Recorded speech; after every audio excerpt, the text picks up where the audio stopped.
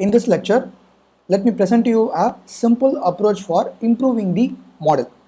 So this approach is, till the previous lecture we would have seen that we can take some log transformation and try to improve the model. That itself is one of the approaches. But the second approach what I am going to present now is, we have calculated, consider the last model whatever we calculated called the model 3. In this model 3, there is going to be a residual present inside this. This is nothing but the r squared value. We can access all those r squared value by using this method, model 3 dot residual Pearson. So this residual is the r squared error as I mentioned, and I can observe all these three residual errors. So I can just copy this, put it here and print.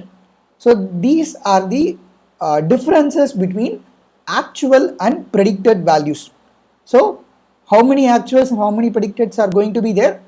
If I have total of 100 observations, then 100 of residual errors will be present in this array also. So if you are going to treat this as this array will contain hundreds of residual errors equivalent to hundreds of input observation count. So once I have calculated or extracted this residuals, I can plot it in a graph. Okay, so this is nothing but a simple plot where I am plotting this residual errors with dotted points, and I am plotting a horizontal line at y equal to 0. Okay, so these errors are either going to be greater than 0 or lesser than 0 depending upon the error whether it is positive or negative. And this horizontal line I am going to draw it at y equals 0, color in green, and x label as observation numbers and y label as standardized residual. So once I plot this, I am going to get a plot like this. So this is the observation number of every data point and y is the standardized residual.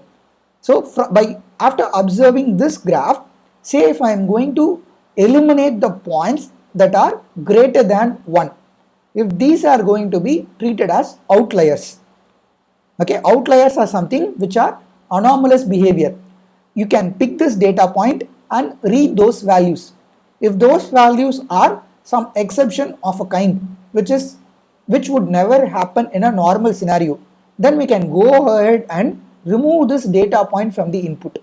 Similarly for in the negative axis as well, if this data point is not usual and not usually occurring in nature, or this going to be some erroneous value, anomalous behavior, we can eliminate this then confidently. We cannot blindly remove it, there is a warning attached. If it is not required, we can remove it and then rebuild the model and observe if the residual error has improved, then we can go ahead and freeze the model and make use of it to predict further values. Okay, because these highly distant points will impact the model adversely. It will unwantedly introduce errors into the model. That is why we are checking what is that one data point which is being problematic, and then we are eliminating it. Okay, this is a simple approach which you can follow it to improve your model. With this, I am ending this lecture. Thank you.